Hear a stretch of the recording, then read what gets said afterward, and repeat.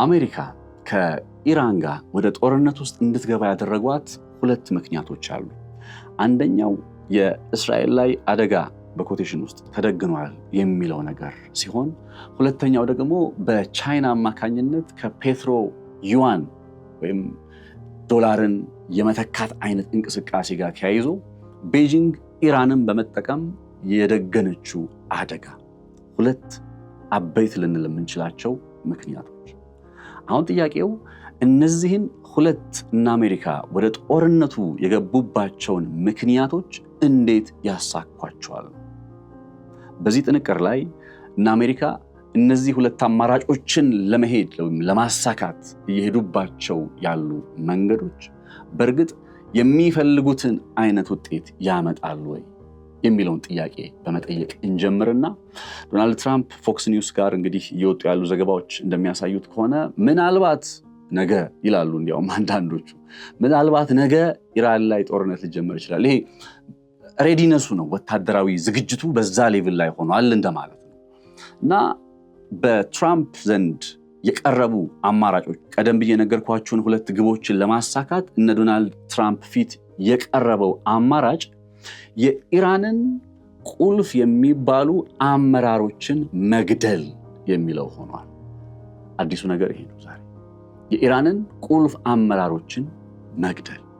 ጥያቄው ግን የኢራንን ቁልፍ አመራሮች አሁንም መግደል ስለቀጠሉ እነዛ ለጦርነት ምክንያት የሆኑ ግቦቻቸውን ያሳካሉ ወይስ አያሳኩም የሚለው ይሆናል። ከዚህ አንጻር በእርግጥ ከጦርነት ውጭስ እነ ዶናልድ ትራምፕ ከኢራን ጋር እነዛ አሉ ወይም ማሳካት እንፈልጋለን የሚሏቸውን ግቦች ሊያሳኩ የሚችሉባቸው ሌሎች መንገዶች የሉም ወይ? ከጦርነት ውጪ ሌላ መንገድ የለም ወይ? ዛሬ ሌላኛው መንገድ ምን ሊሆን እንደሚችል ጭምር በተወሰነ መልኩ እናያለን።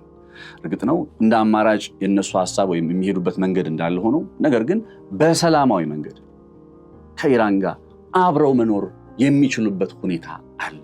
አመናችሁም አላመናችሁም ከዚህ ቀደም በታሪክ የአያቶላህ አስተዳደር በታሪክ ሲባል 2000ዎቹ መጀመሪያ ላይ የአያቶላህ አስተዳደርና በጊዜው አሜሪካን ይመራ የነበረው ጆርጅ ደብሊው ቡሽ በጋራ አንድ ወታደራዊ ዘመቻን ሊፈጽሙ ወይም ሊያከናውኑ ወደ ስምምነት ጫፍ ላይ ደርሰው ነበረ። እና አያቶላህ አይታመንም ምናምን የሚባለው የአያቶላህ የነ ኢራን አስተዳደር በ2000ዎቹ መጀመሪያ ተስማምተው ተቀራርበው መስራት የሚችሉበት እድል ነበረ ማለት ነው። እንዴት ጠፋ ይሄ እድል? የት ገባ? ለምን የሚሉ ጥያቄዎችንም ጭምር እያነሳን ሊኖር የሚችል ሌላ አማራጭ ሐሳቦችን እያቀረብን በጋራ ቆይታ እናደርጋለን። ሰላም ጤና ይስጥልን ክብራትና ክብራን የገበያ ፖድካስት ቤተሰቦች፣ ነፃነት ላቀው ነኝ። በገበያ ፖድካስት እንግዲህ ቀደም ብሎ ጠቅለል ብሎ የተገለጸውን ሐሳብ እያፍታታ ነው እየተነተን ነው። እንግዲህ ለቀጣይ ደቂቃዎች 40-50 ደቂቃዎች ያክል ቆይታ ማድረጋችንን እንቀጥላለን። ቻናላችን ሰብስክራይብ ያደረጋችሁ ቤተሰብ እንድትሆኑ አክብሮታዊ ግብዣዬ ነው። መልካም ቆይታ ይሁንላችሁ። የህልሞን ቤት በሲኤምሲ እውን ያድርጉ።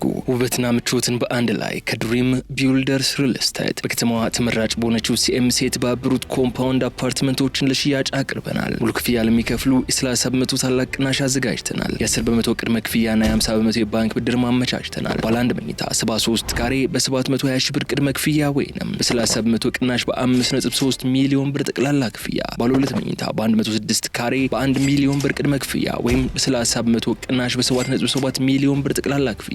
ባለ 3 መኝታ 141 ካሬ በ1.4 ሚሊዮን ብር ቅድመ ክፍያ ወይም 30 በመቶ ቅናሽ በ10.3 ሚሊዮን ብር ጠቅላላ ክፍያ እንካችሁ ብለናል። አፓርትመንቶቻችን ሰፊ የመኪና ማቆሚያ፣ የልጆች መጫወቻ፣ ዘመናዊ የመዋኛ ገንዳና አስተማማኝ የከርሰ ምድር ውሃ እንዲሁም ሌሎች መሰረታዊ ልማቶች ያላቸው በመሆናቸው ተፈላጊ ናቸው። ይፍጠኑ። በ2 ዓመት ተኩል ጊዜ ውስጥ ቁልፍ እናስረክባለን። ዋጋ ሳይጨምር የቤት ባለቤት የመሆን እድሉ አሁን ነው። የቀሩት ጥቂት ቤቶች ብቻ በመሆኑ በ0964202529 አሁኑን ይደውሉ። ድሪም ቢልደርስ ሪል ስቴት።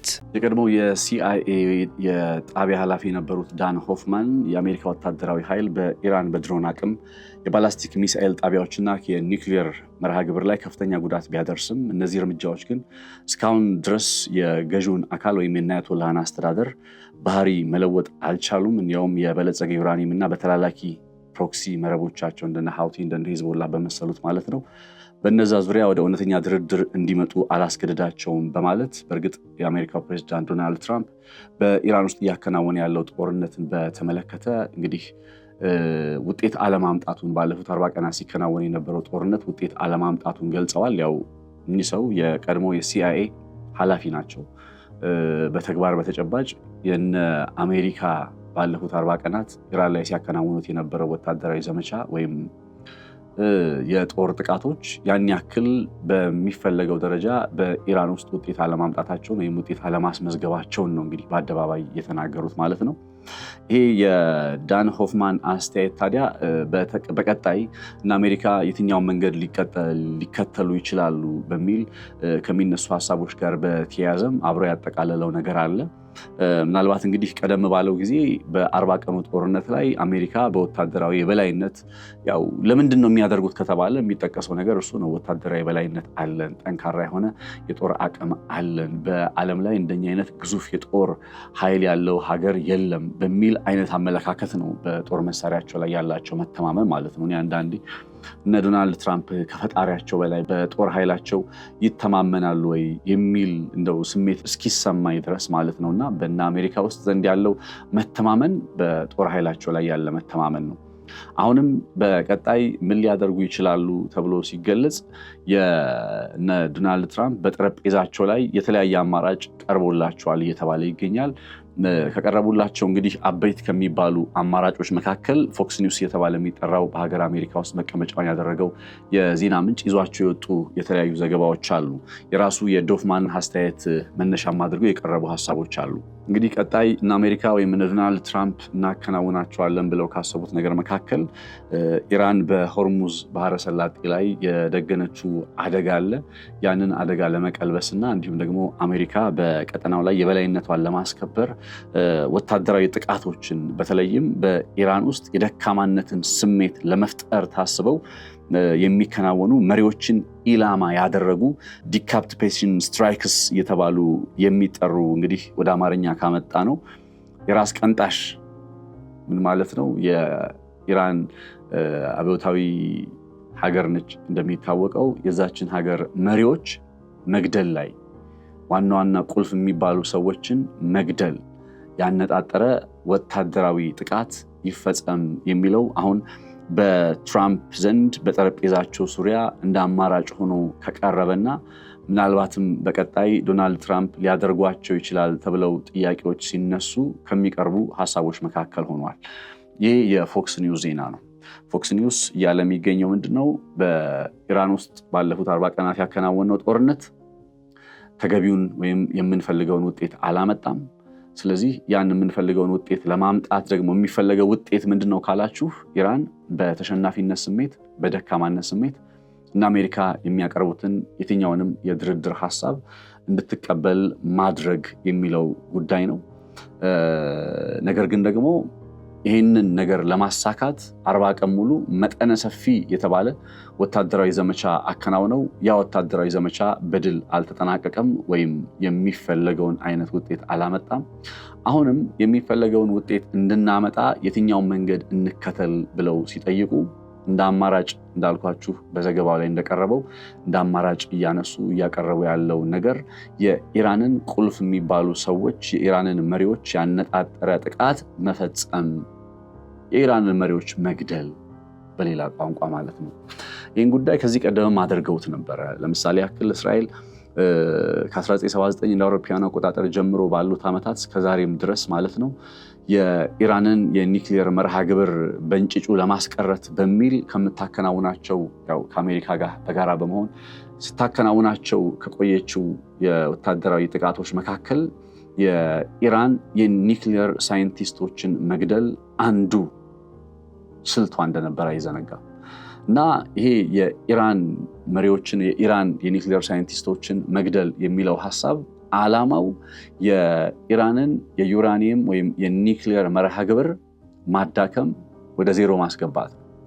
ይሁን እንጂ ኢራን የኒውክሌር መርሃ ግብሯ የዩራኒየም ማበልጸግ ሂደቷ ከጊዜ ወደ ጊዜ እየጨመረ መጣ እንጂ ቀደም ብሎ ራስ ቀንጣሽ የተባለ ሊተረጎም በሚችለው አይነት ወታደራዊ ዘመቻ የኒውክሌር ሳይንቲስቶችን እንግዲህ በየቁልፍ የሆኑ መሪዎችን መግደል ስለተቻለ የዩራኒየም መርሃ ግብሩን ወደ ዜሮ ማምጣት አልተቻለም ወይም ማስቆም አልተቻለም። ከዚህ በመነሳት አሁን እነ አሜሪካም የኢራንን ቁልፍ የሆኑ ሰዎች መግደልን ያነጣጠረ ወታደራዊ ዘመቻ ለመጀመር ወይም ለማከናወን በዝግጅት ላይ ወይም አማራጩ በጠረጴዛቸው ላይ ቀርቧል ከተባለ ያንን ነገር ቢያደርጉ ጥያቄ የሚሆነው ይሄ ያሉትን የራስ ቀንጣሽ ወይም የኢራንን መሪዎች መግደል ብለው የገለጹትን ወታደራዊ ዘመቻ ቢያከናውኑ ኢራንን ወደሚፈልጉት መስመር ወይም ወደሚፈልጉት ደረጃ ማምጣት ይችላሉ ወይ የሚለው ይሆናል። ከዚህ ቀደም ለምሳሌ ይሄ የ40 ቀኑ ጦርነት ሲጀመር መጀመሪያ ያሰቡት ኤግዛክትሊ አሁን እያሰቡ ያለውን ነገር ነው። ያ ነገር ምንድነው? በኢራን ውስጥ መሪዎቻቸውን ብንገድል ህዝቡ ከቁጥጥር ውጭ ሆናል። ያው የሆነ የተቃውሞ እንቅስቃሴ እንደነበር አትረሱም ወይም አትዘነጉም። እና ያ ህዝቡ ከቁጥጥር ውጭ ሆኖ በኢራን ላይ ወታደራዊ ዘመቻ ማከናወን ቢቻል፣ መሪዎቹን መግደል ቢቻል፣ በመላው ኢራን ውስጥ አለመረጋጋት ተፈጥሮ የምንፈልገውን አይነት ድል እናስመዘግባለን ወይም እናሳካለን ነው። ይህንን ነገር መጀመሪያ በፌብሩዋሪ 28 2026 ላይ ጦርነቱ ሲጀመር የ40 ቀኑ ጦርነት የምንለው ሲጀመር አያቶላህ አሊ ካሜኒን በመግደል ነው የተጀመረው። አያቶላህ አሊ ካሜኒን ሲገሏቸው ያው ቅድም ያልኳችሁን አይነት ሐሳብ ይዘው ከዛም ደግሞ የጦር ስትራቴጂ ቅርጹ ቁልፍ የሆኑ የኢራን መሪዎችን መግደል በሚለው ስትራቴጂ ማለት ነው። አያቶላህ አሊ ካሜኒን ብቻ ሳይሆን በኢራን ውስጥ በተለያየ የአመራር ደረጃ ላይ የሚገኙ ቁልፍ የሆኑ ሰዎችን በደርዘን የሚቆጠረው እኮ ነው። አንድ ሁለት አይደለም፣ ወይም አያቶላህን በመግደል ብቻ የተቋጨ አይደለም። በተከታታይ የኢራንን ቁልፍ መሪዎች መግደል ችለዋል። የማይካደው ሀቅ እሱ ነው።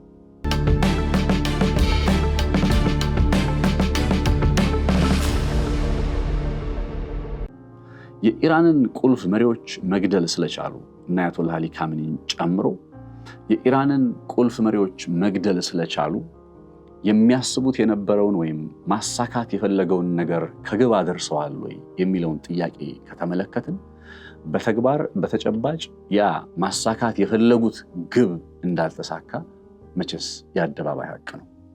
እንዲያውም እና አያቶላህ አሊ ካሜኒ ከተገደሉ በኋላ ኢራናውያን ለተቃውሞ ወደ ጎዳና ወጥተው በመከፋፈል አለመረጋጋት ውስጥ ከመግባት ይልቅ በተለየ ሁኔታ ህዝባዊ አንድነት በኢራናውያኑ ዘንድ ተፈጥሮ የሀገራቸውን ሉዓላዊነት ለማስጠበቅ ሁሉም የበኩሉን አበርክቶት እንደጀመረ ነው ያየነው።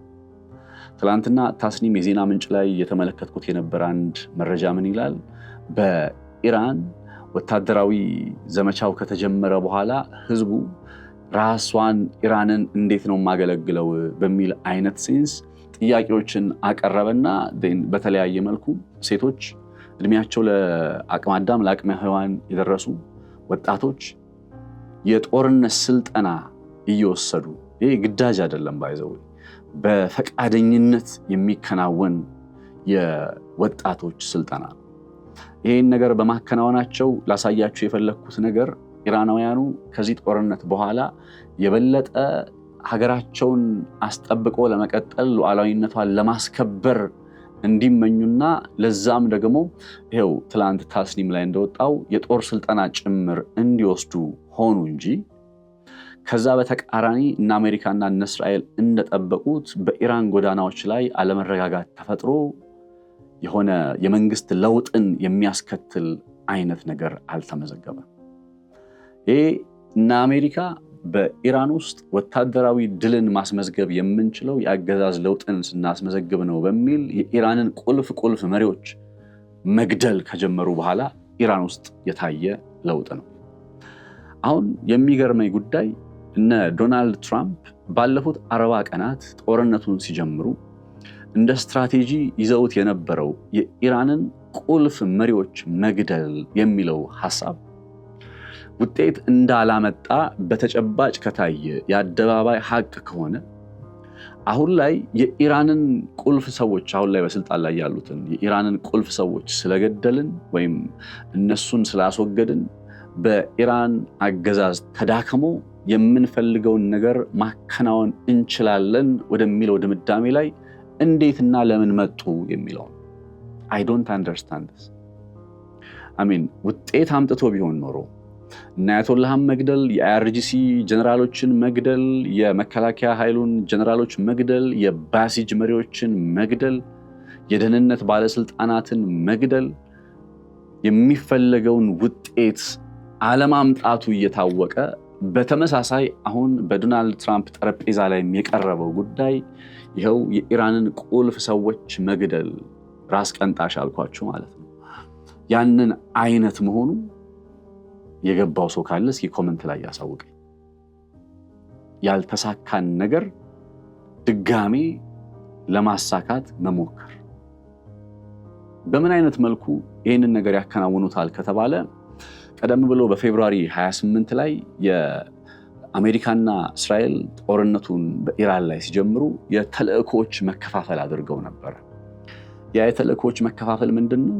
የእስራኤል መከላከያ ኃይል በዋናነት ትኩረቱን የኢራን ቁልፍ መሪዎች ላይ በማድረግ ያው እነ ሞሳድ ጠንካራ የሆነ የስለላ ኔትወርክ በኢራን ውስጥ እንዳላቸው ይገለጻል። ያንን የስለላ ኔትወርካቸውን በመጠቀም የኢራንን ቁልፍ ሰዎች ያነጣጠረ ጥቃት በመፈጸም ኃላፊነታቸውን ሲወጡ ቆዩ። የአሜሪካ የጦር ኃይል በበኩሉ ደግሞ የኢራን ቁልፍ ወታደራዊ ስትራቴጂካዊ ስፍራዎችን የመለየትና እነሱን የማውደም ኃላፊነት ተሰጠው። በ40 ቀኑ ጦርነትም እስራኤል አበይት ወይም ቅድሚያ ሰጥታ ስታከናውነው የነበረው ወታደራዊ ዘመቻ ይኸው የኢራንን አበይት ወይም መሪ ቁልፍ የሆኑ ሰዎችን ያነጣጠሩ ጥቃቶች ነው። በዛ ረገድ አልተሳካላትም ማለት አንችልም። በጣም በርካቶች ተገለዋል፣ የምታውቁት ነው። እና አያቶላህ ሳይቀሩ ተገለዋል። ይሄ ቁልፍ የኢራን መሪዎችን መግደል የሚለው ጉዳይ የማን ሐሳብ ነው? የነ ጠቅላይ ሚኒስትር ቤንያሚን ኔታንያሁ ሐሳብና እነሱ ኃላፊነት ወስደው ባለፉት የ40 ቀናት ጦርነት ጊዜ ሲፈጽሙት የነበረ ጉዳይ ነው። አሁን ዶናልድ ትራምፕ ፎክስ ኒውስ ላይ ዜናው ሲጀምር የሚለው ነገር ምንድነው? የአሜሪካው ፕሬዝዳንት ዶናልድ ትራምፕ ከእስራኤሉ ጠቅላይ ሚኒስትር ቤንያሚን ኔታንያሁ ጋር ከተነጋገሩ፣ ከተወያዩ፣ ከተመካከሩ በኋላ የኢራን ወደ ድርድር መታ ስምምነቱን የማትቀበል ከሆነ ወታደራዊ ዘመቻ አማራጭ እንደሚሆን ወደ ስምምነት ላይ መተዋል ወይም ደርሰዋል የሚል እነ ጠቅላይ ሚኒስትር ቤንያሚን ኔታንያሁ ጋር ትራምፕ ከተነጋገሩ በኋላ የመጡበት ሐሳብ ነው።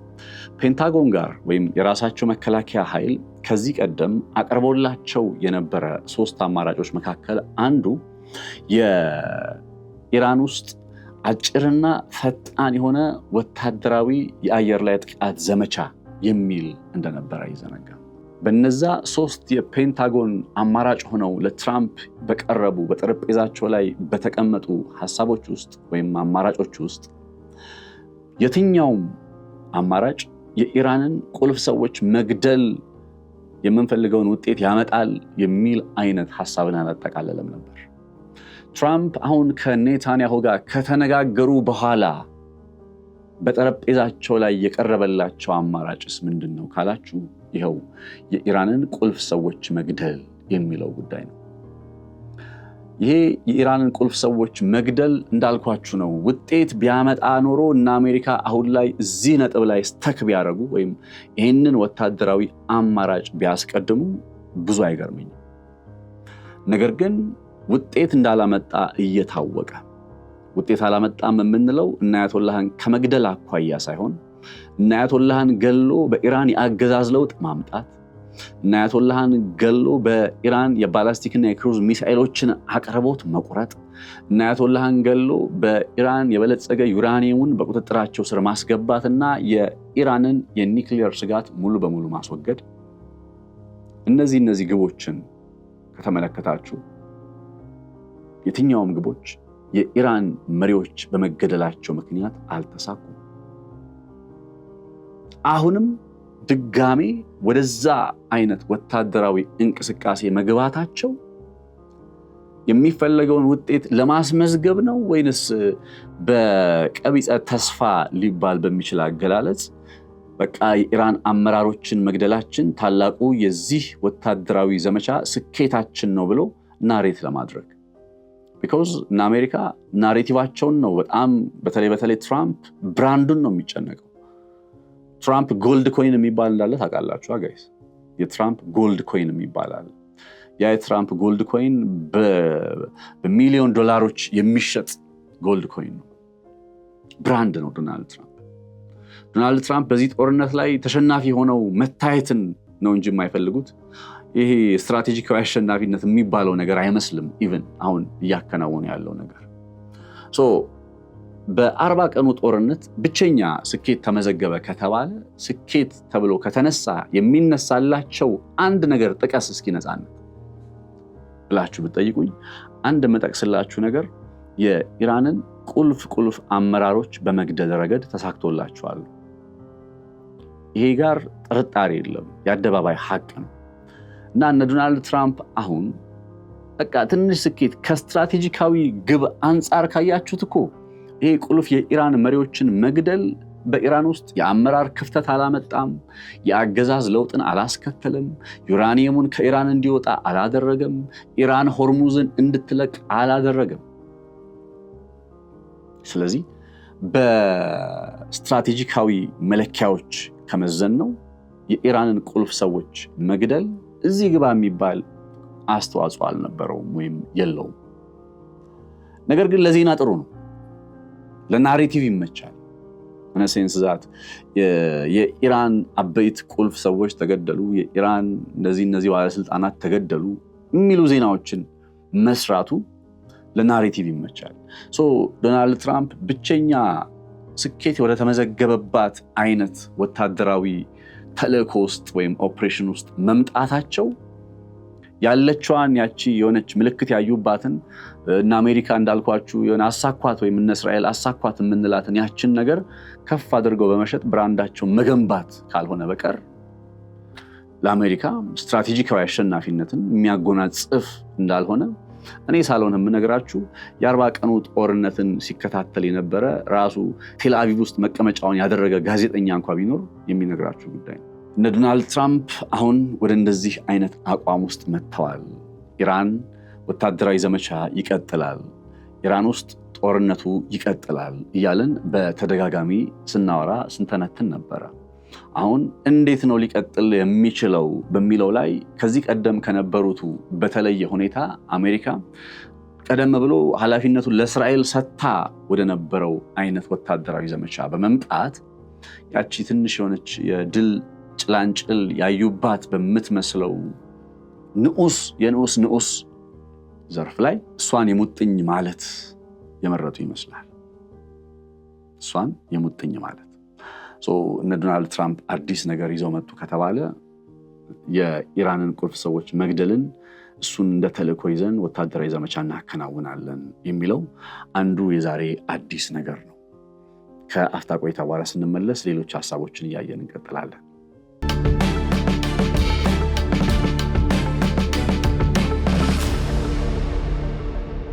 የአሜሪካው ፕሬዝዳንት ዶናልድ ትራምፕ ይህንን ጦርነት በተመለከተ ከሰሞኑ ከተናገሯቸው አስገራሚ ነገሮች መካከል ይህን ጦርነት የምናደርገው ለእኛ ምንም የሚፈይድልን ነገር የለም፣ ለአሜሪካ፣ ለነ ሳውዲ አረቢያ፣ ለነ ኩዌት፣ ለነ ኳታር፣ ለነ ዩኤኢ ስንል ነው ይህንን ጦርነት የገባ ነው እያሉ መናገራቸውን ታስታውሳላችሁ። እኔም ትንታኔ ሰርቼበታለሁ። ሪሊ በዚህ ሰዓት ላይ እነ ዶናልድ ትራምፕ ዋና ወደዚህ ጦርነት ውስጥ እንዲገቡ ምክንያት ወይም ገፊ የሆነባቸው ነገር ምንድን ነው በሚለው ላይ ሁለት ሐሳቦችን ላስቀምጥላችሁ ወድጃለሁ ዛሬ። የመጀመሪያው ጉዳይ እነ ዶናልድ ትራምፕ ሁለት የሚያነሷቸው ምክንያቶች አሉ። ግልጽ መሆን ያለበት እነሱ ለእስራኤል ስንል ነው የምንዋጋው፣ ለነ ዩናይትድ አረብ ኤምሬት ስንል ነው የምንዋጋው የሚል አይነት መከራከሪያን ቢያቀርቡ ወይም መግለጫን ቢሰጡ፣ ነገር ግን በተጨባጭ እነ ዶናልድ ትራምፕ ይህንን ጦርነት ሲያከናውኑ የጦርነቱ ዋና ማጠንጠኛ ነጥቦች ሁለት ነገሮች ናቸው። እነዚህ ሁለት ነጥቦችን ስታዩቸው ጦርነቱ በጣም እየቀለለ ይመጣል። ጦርነቱን መረዳት የሚለው ነገር ወደ መሬት በደንብ እየቀለለ ይመጣል። የመጀመሪያው ነጥብ እስራኤል ስጋት አለባት ወይም ኢራን በእስራኤል ላይ የኒውክሊየር አደጋ ስጋት ደግናለች የሚለው ሃይፖቴሲስ ነው።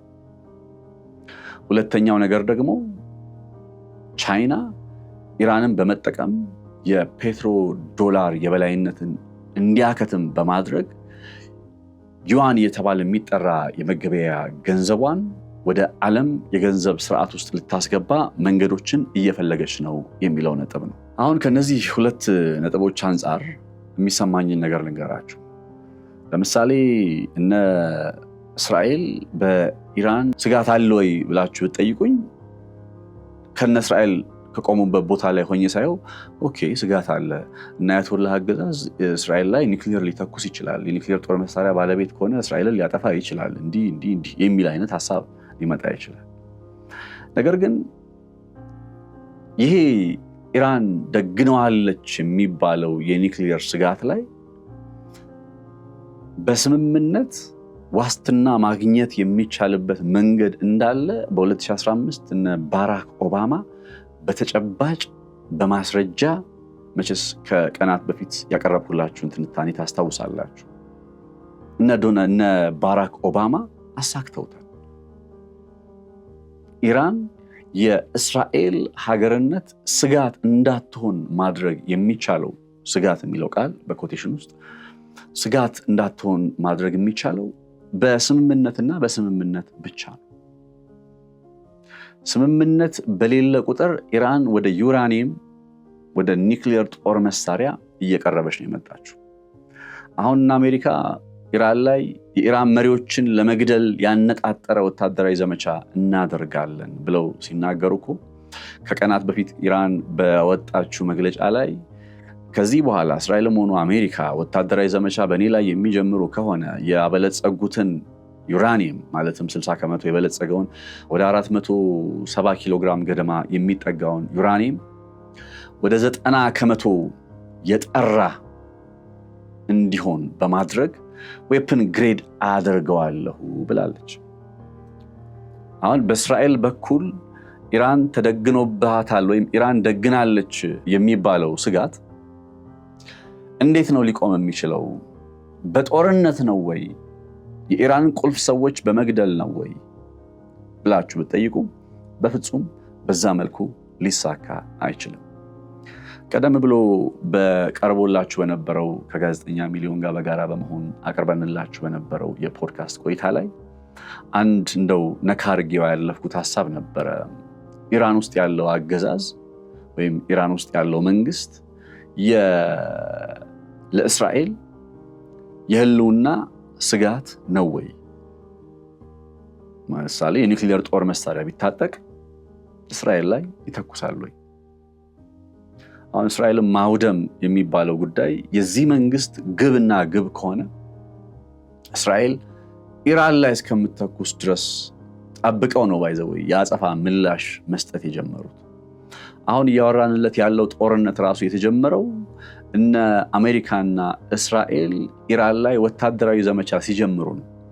ከዛ ጦርነቱ ከተጀመረ በኋላ ያየናቸው የባላስቲክ ሚሳኤሎች፣ ያየናቸው የክሩዝ ሚሳኤሎች፣ ያየናቸው ድሮኖች እነዛን ሁሉ ይዛ አንድም ቀን በየትኛውም አጋጣሚ ኢራን ወደ እስራኤል የባላስቲክ ሚሳኤል ለመተኮስ ተንቀሳቅሳ ወይም ጥረት አድርጋ አታውቅም። አሜሪካና እስራኤል በኢራን ላይ የጦርነት ዘመቻን እስከሚጀምሩበት ጊዜ ድረስ።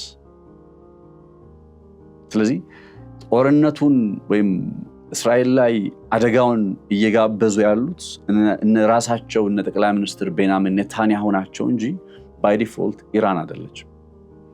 ሌላኛው ነገር የኒውክሊየር ጦር መሳሪያ በሚባለው ላይ ዋስትና ትስጠን ነው አይደል? ትናገር ነው። ኢራን የኒውክሊየር ጦር መሳሪያ እንደማይኖራት ዋስትና ትስጠን ነው። እኔ እንደ ዋስትና መቼስ ቃል ገባላችኋለሁ እንዲሉ ፈልገው ከሆነ አላቅም እንጂ ኦልሬዲ እኮ ዋስትና የሰጠች ሀገር ናት። እንግዲህ ያንን ነገር እየጠበቁ ነው ብዬ አላምንም።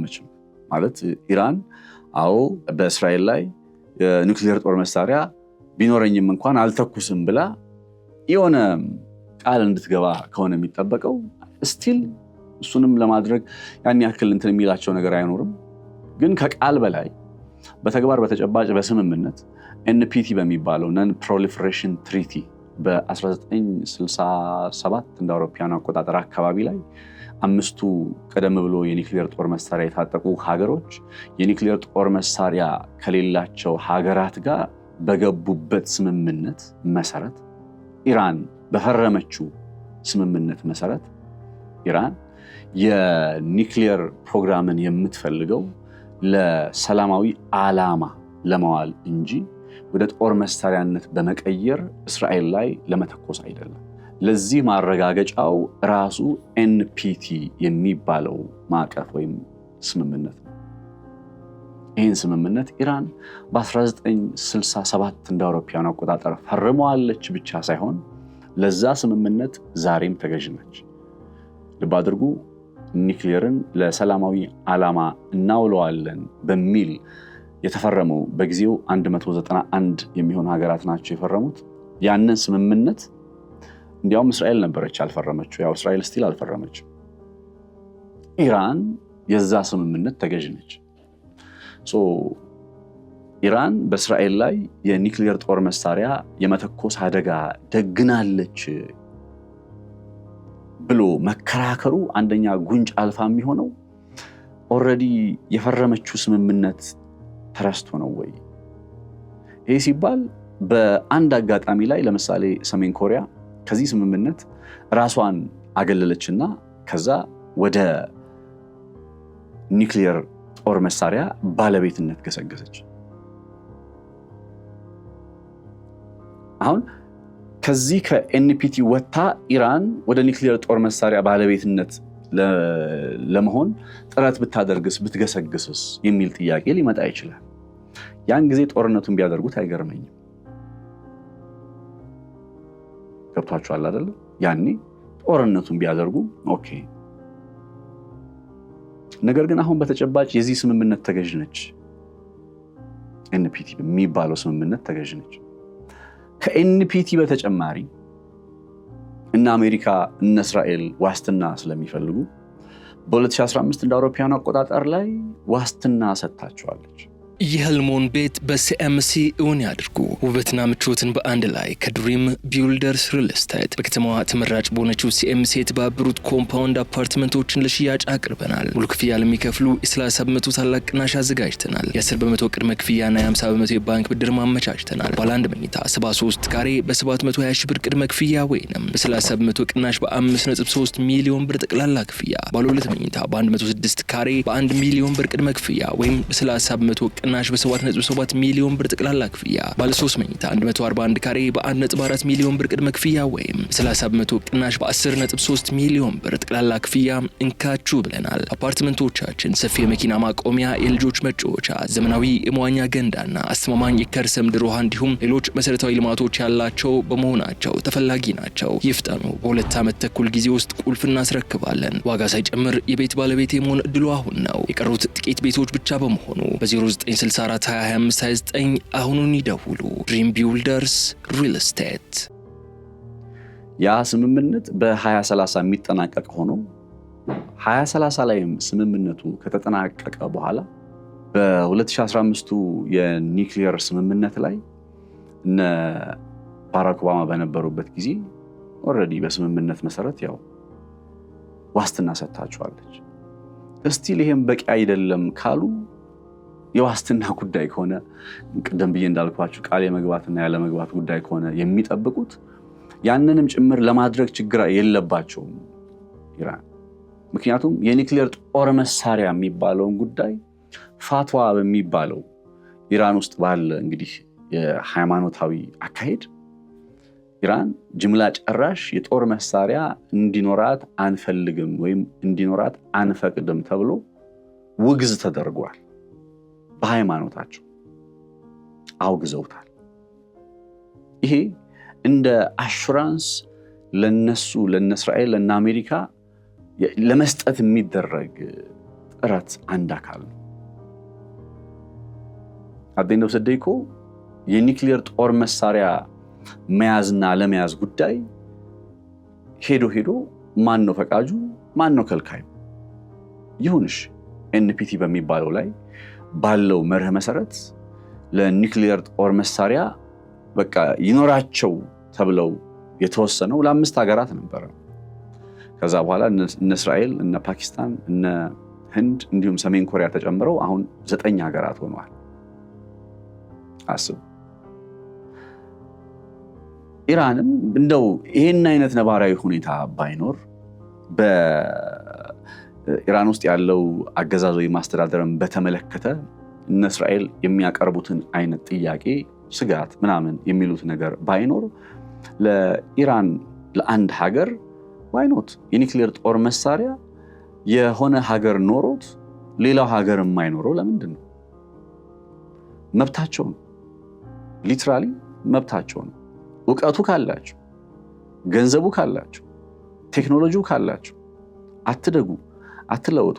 ኒውክሊየር ጦር መሳሪያ የሚለው ነገር ሲመጣ ሁሌ ያው ስለ ጦር መሳሪያው እናወራለን እንጂ እኮ የኒውክሊየር ፕሮግራም ቴክኖሎጂ አንድ ሀገር በዚህ ዘመን ዓለም አለ የምትለውን የኢነርጂ ዘርፍ ለምሳሌ በቀደመው ጊዜ የኢነርጂው ዘርፍ ወይም የኃይል ምንጭ የነበረው እንጨት ነው አይደል? ከእንጨት በኋላ የስቲም ፓወር መጣ። ከስቲም ፓወር በኋላ የድንጋይ ከሰል መጣ። ከድንጋይ ከሰል በኋላ ነዳጅ መጣ። ከነዳጅ በኋላስ የኒውክሊየር ኢነርጂ ነው። ኢነርጂ ስልጣኔዎችን ዲፋይን ያደርጋል። ኢነርጂ በዓለም ላይ ያሉ ታላላቅ የምንላቸው ከዚህ ቀደም ያየናቸው በሰው ልጅ ታሪክ ሁሉ በታሪክ የምናስታውሳቸው የዛ የታላቅነታቸው የብርታታቸው ሚስጥር ሌላ ምንም ሳይሆን ምን ያክል ኢነርጂ በውስጣቸው ይዘዋል። ኢነርጂ በየጊዜው በየዘመኑ ይቀያየራል። ለምሳሌ በአንድ ወቅት ላይ የሴሪያል ሲቪላይዜሽን በሚባለው ወይም የጥራጥሬ ስልጣኔ እየተባለ ይገለጽ በነበረው ወቅት ላይ የሲልክ ሮድን ከቻይና ተነስቶ ወደ አውሮፓ የሚመጣውን መስመር በመያዝ ከፍተኛ የሆነ የጥራጥሬ ምርትን አምርቶ ያንን ምርት መለወጥና መሸጥ መቻል እነዛ ሀገራት የሚፈልጉትን ነገር በጊዜው እንግዲህ ያሞሌ ጨውም ሊሆን ይችላል የሚፈልጉት አይታወቅም፣ ብቻ የሚፈልጉትን ነገር ይዘው ጠንካራ የሆነ መንግስት እንዲመሰርቱ አስችሏቸዋል። በዛ ዘመን ለምሳሌ በአክሱማዊት ስልጣኔ ዘመን በኢትዮጵያ ስለ ኒውክሊየር ጉዳይ መቼስ ሊወራ አይችልም፣ ወይ ስለ ነዳጅ ጉዳይ ሊወራ አይችልም፣ ወይ ስለ ድንጋይ ከሰል ሊወራ አይችልም። ሁሌ ዘመን የራሱ የሆነ መልክና መገለጫ ስላለው በዘመን ውስጥ ያየናቸው እነዛ ስልጣኔዎች ሁሉ የዛ ስልጣኔያቸው ምክንያት በጊዜው አለ የሚባለው በሆነ የታሪክ አጋጣሚ ላይ ጥራጥሬ ሴሪያልስ የምንላቸውን አምርቶ ወይም በሌላ ቋንቋ ግብርና ማለት እሱን ከፍተኛ የሆነ ምርታማ መሆን የዛ ስልጣኔ ቁልፍ ብርታት ይሆናል። ከሴሪያል ሲቪላይዜሽን በኋላ በተወሰነ መልኩ እያደገ ሲመጣ እንጨትን በመጠቀም ውድ የምንለው እንጨት በቃ ዋና የስልጣኔ ቁልፍ ሆኖ ነበር። ብሪቴን ወይም ከኢንዱስትሪ አብዮት በፊት የነበረችው ዩናይትድ ኪንግደም በዚህ የእንጨት ስልጣኔ እንበለው በጣም ብዙ ርቀት የተጓዘች ሀገር ነች። ከእንጨት በኋላ እንዳልኳችሁ የድንጋይ ከሰል ስቲም አለ፣ የድንጋይ ከሰልም አለ፣ ስቲም ፓወር እና ኮል። ከዛ በኋላ ነዳጅ መጣ። ከነዳጅ በኋላ ምን መጣ? ኒውክሊየር ኢነርጂ፣ ተርሞ ኒውክሊየር ሳይንሱ። የኒውክሊየር ሳይንስ እትዝ በጣም ቢግ በቃ በጣም አስገራሚ ነው። በሌላ እንደው ቀለል ባለ አማርኛ ግለጸው እስኪ የኒክሊየርን የሆነ የ5ኛ ክፍል ወይ የ4ኛ ክፍል ሰው ሊረዳው በሚችል መልኩ አድርጌ ብገልጸው የኒክሊየር ኢነርጂ ማለት ቺምናያት ፀሐይ የምትጠቀምበትን ብርሃን ለመስጠት ያላትን ስሪት ማለት ነው። ቺምናያት ፀሐይ ብርሃን የምትሰጠን ፀሐይ ያላትን ስሪት በሆነ ላብራቶሪ ውስጥ መጠኑን ቀንሰው ያችኑ ፀሐይ እንደመድገም ማለት ከዚህ የተሻለ አማርኛ ይኖራል ብዬ አላስብም ኒክሊየርን ለመግለጽ። ስለዚህ ያንን አይነት እንግዲህ ወጥቷቸዋል። ያንን አይነት ኢነርጂ መቆጣጠር መቻል የፀሐይ ሙቀት ለምሳሌ አውተር ስፔሷ ላይ ወይም በውጭኛው የፀሐይ ክፍል ላይ ያለው የፀሐይ ሙቀት 5000 ዲግሪ ሴንቲግሬድ ነው አይደል? ታስታውሳላችሁ የፑቲን ወታደራዊ ኃይል ድንፕሮ የተባለች በምትጠራ የዩክሬን ከተማ ላይ ጥሎት የነበረው ኦሪሽኒክ የሚባለው ቦምብ አት ሞመንት መሬት ላይ ስትራይክ ሲያደርግ መሬት ላይ ሲያርፍ የነበረው የሙቀት መጠን የግለቱ መጠን ከፀሐይ አውተር ስፔስ ጋር ውጨኛው ክፍል ላይ ካለው 5000 ዲግሪ ሴንቲግሬድ ነው ካልኳችሁ ጋር ተመጣጣኝ ነው። ገብቷችኋል? ኒክሊየር ሲሆን የሃይድሮጅን ሳይንሱ ኢንተረስት የሆነ ሰው ገብቶ ያንብበው።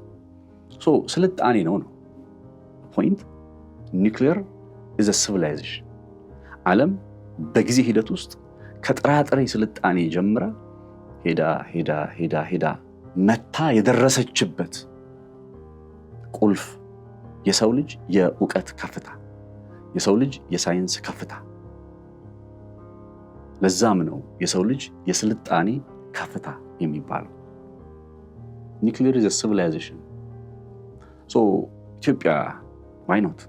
እውቀቱ ካለ ገንዘቡ ካለ why not? ችግሩ ምንድነው?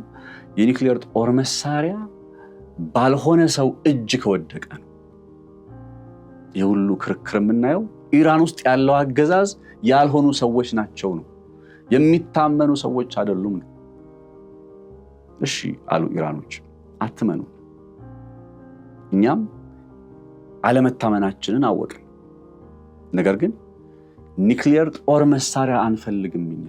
ይሄ እንዳንታመን የሚያደርገን የኒክሊየር ጦር መሳሪያ ቢኖረን የሆነ ነገር እናደርጋለን፣ እሱን አንፈልግም።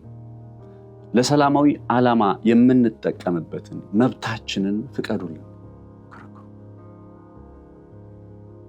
ይህንን ነገር እንዴት አድርገው እነ ዶናልድ ትራምፕ እንደሚቋጩት ለማየት ከምጓጓቸው ነጥቦች መካከል ብዙ እርሰ ጉዳዩ ላይ ትኩረት አደረኩበት።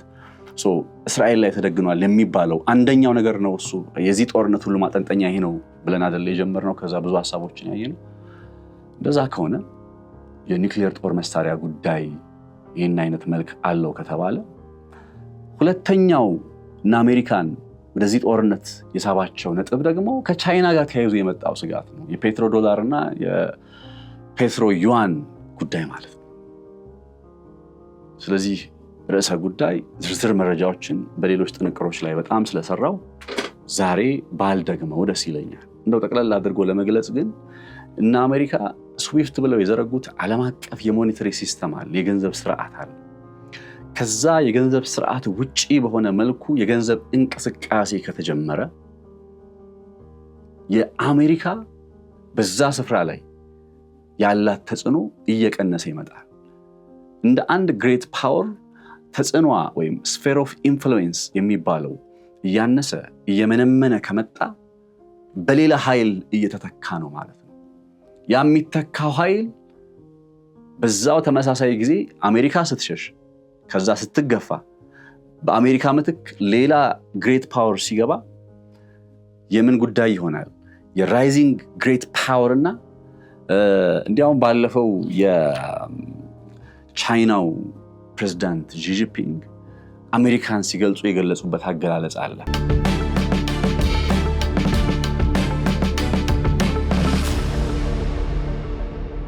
ስቲውሺድስ ትራፕ የሚባል በትክክል ፕሮናውንስ ካላረኩት በጣም ይቅርታ።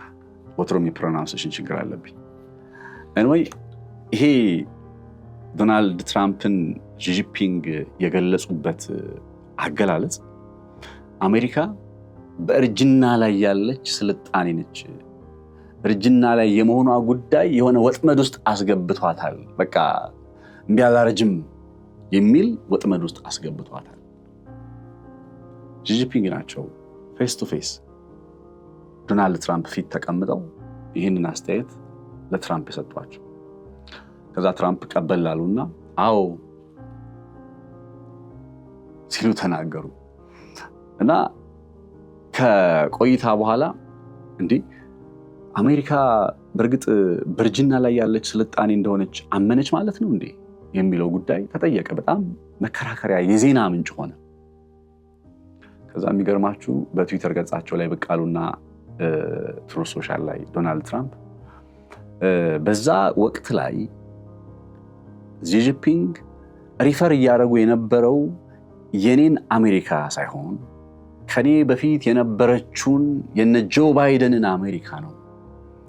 አዎ ያልኩትም በእርግጥ እነ ጆ ባይደን አሜሪካን የእድሜ አመሻሿ ላይ ያለች ስልጣኔ ስላደረጓት ነው የሚል ማስተባበያ ሊሰጡ ሞከሩ።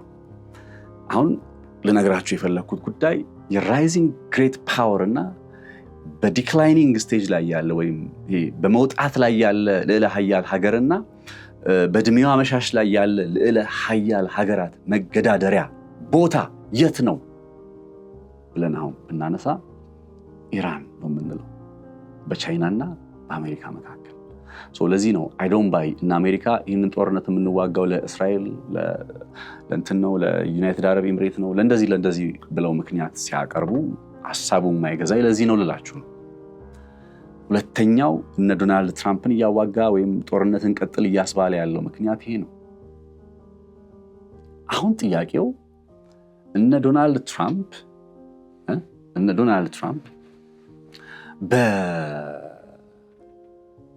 በዚህ ደረጃ የሆነ ማስጠበቅ የሚፈልጉት ሄጀሞኒያቸውን ዶናልድ ትራምፕ እንደተናገሩት እሺ እንስማማላቸው። እነ ጆ ባይደን በእድሜዋ አመሻሽ ላይ እንድትሆን ያደረጓትን አሜሪካ መልሰው ወጣት ለማድረግ እያደረጉ ባለው ለአስጨራሽ ትግል ላይ እንዴት ነው ሊያሳኩት የሚችለው ከተባለ በጦርነት ማሳካት ይችላሉ ነው ወይንስ በሰላም ማሳካት ይችላሉ ነው ጥያቄው።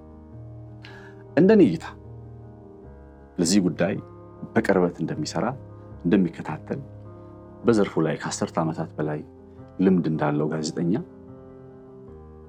እነ ዶናልድ ትራምፕ በእርግጥ እንዳሰቡት የአሜሪካን ጥንካሬ ድጋሜ መመለስ የሚፈልጉ ከሆነ ወደውም ሳይሆን ተገደው ከኢራን ጋር መስማማት ይኖርባቸዋል። በሰላማዊ መንገድ ነገሩን ሊቋጩ የሚችሉበት እድል አለ። ለምን መሰላችሁ? አሁን የነ አያቶላህ አገዛዝ አይታመንም እንዲህ አይደለም ምናምን እንላለን አይደል? በቃ ብዙ የሚቀርቡ መከራከሪያዎች አሉ። እስራኤል ላይ አደጋ ደግኗል እንደዚህ። አንድ ግን መርሳት የሌለባችሁ ነገር አሁን አይታመንም የሚባለው የነ አያቶላህ አገዛዝ ጋር በ2000ዎቹ መጀመሪያ እንደ አውሮፓውያኑ አቆጣጠር ላይ አሜሪካ ከነ አያቶላህ ጋር ልትሰራ ከጫፍ ደርሳ የነበረበት አጋጣሚ ነበር። አፍጋኒስታን ውስጥ የሚንቀሳቀሰው የታሊባን ኃይልን ለመመከት ማን አጋር አለኝ ብላ ስታስብ በሰዓቱ ጆርጅ ደብሊው ቡሽ በስልጣን ላይ በነበሩበት ጊዜ ኢራኖችም ከታሊባን ጋር ስምምነት ስላልነበራቸው አፍጋኒስታንና ኢራን ደግሞ በድንበር ስለሚዋሰኑ የጠላቴ ጠላት ወዳጅ ነው ተብሎ ሊገለጽ በሚችል የአጋርነት መርህ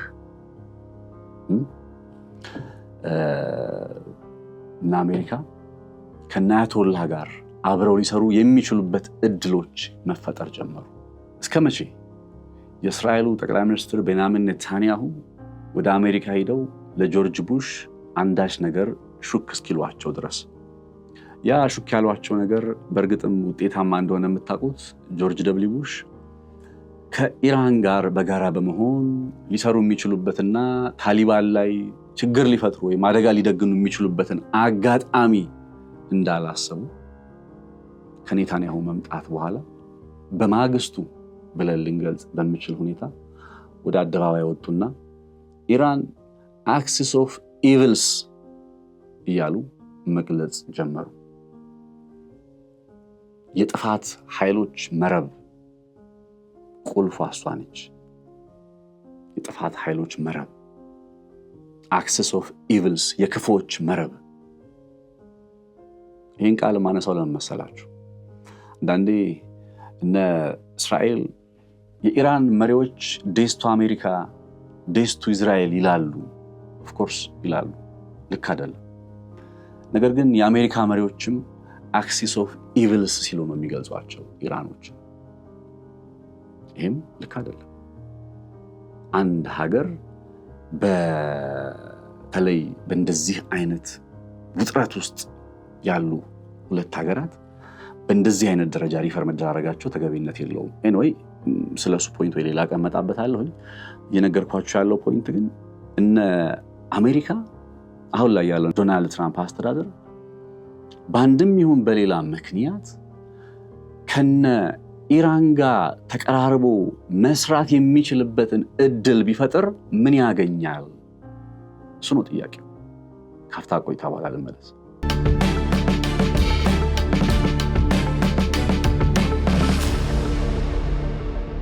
የነ ዶናልድ ትራምፕ አስተዳደር ከኢራን ጋር በጋራ መስራት ቢጀምር ምን ያገኛል ካላችሁኝ፣ አንደኛ የኢራን ዩራኒየምና የኒውክሌር መርሃ ግብርን በተመለከተ እስራኤል ላይ የተደገነውን አደጋ ማስቆም ይችላል። ተደግኗል ብለው የሚያቀርቡትን አደጋ በስነ ስርዓት ማስቆም ይችላል። ለዚህ በ2015 ተፈርሞ የነበረው ስምምነት እንደ ምልክት ይያዝ። በቂ ላይሆን ይችላል፣ በስምምነት ነው ግን እዛም ነገር ላይ የተመጣው። ስለዚህ በጦርነት ሳይሆን በስምምነት እስራኤል ላይ ተደግኗል የሚሉትን አደጋ ማስቆም ይችላሉ። አንደኛው ወደ ሰላም መንገድ ቢመጡ የሚያገኙት ነገር እሱ ነው። ሁለተኛ ወደ ሰላማዊ መንገድ ቢመጡ የሚያገኙት ነገር ቻይና በኢራን በኩል እያመጣችባቸው ያለውን ጫና ማስቆም ይችላሉ። ለምን? ኢራን ከነ አሜሪካ ጋር አልሰራም፣ ከዶላር ጋር አልሰራም፣ አልገበያይም፣ እነሱ ጋር በቃ እሳትና ጭድ ነኝ አላለችም። እንዳልኳችሁ በ2000ዎቹ መጀመሪያ ታሊባንን መነሻ አድርገው እንኳን በጋራ ሊሰሩ የሞከሩበት አጋጣሚ ነበር። ስለዚህ አሁንም ኢራን በጣም ከባድ ማዕቀብ ነው ባይዘው። ስለ ማዕቀቡ አንድ ቀን ነግራቸዋለሁ። እንደው ቀለል አድርገን ማዕቀብ ብለን የምናልፈው አይደለም። መድኃኒት ሳይቀር ኢራን ውስጥ መድኃኒት ሳይቀር ነው ማዕቀብ የተጣለበት። በዛ ማዕቀብ ምክንያት ኢራን በብዙ ደቃለች፣ በብዙ ተጎድታለች። ኢራን ውስጥ 1 ሊትር ውሃ ለመግዛት ብትወጡ ምናልባት በፔስታል ገንዘብ ተሸክማችሁ የመሄድ ግዴታ ይኖርባችኋል። ዳቦ 10,000 ምናምን ዳቦ። እንዲህ ነው የሚገለጸው ኢራን ውስጥ ያለው የኑሮ ውድነት፣ ኢኮኖሚያዊ የማዕቀብ ጫና። ከዚህ የማዕቀብ ጫና ለማገገም ኢራን ከአሜሪካ ጋር መስራትን ትፈልጋለች። ምንም አማራጭ የላትም። ስለዚህ እነ ዶናልድ ትራምፕ ማዕቀቧን አንስተው አብረን እንስራ የሚሉ አይነት ሂደቶችን ቢጀምሩና ተጨባጭ የሆነ ውጤት ሊያመጣ የሚችል አይነት ነገር ይዘው ቢቀርቡ፣ በሚያቀርቡት ሐሳብ ላይ ደግሞ ለምሳሌ የሆርሙዝ ሰርጥን እንደተቆጣጠርሽ ትቀጥያለሽ። ሆርሙዝ ሰርጥ የእናንተ ነው፣ የእናንተ ሉዓላዊ ግዛት ነው።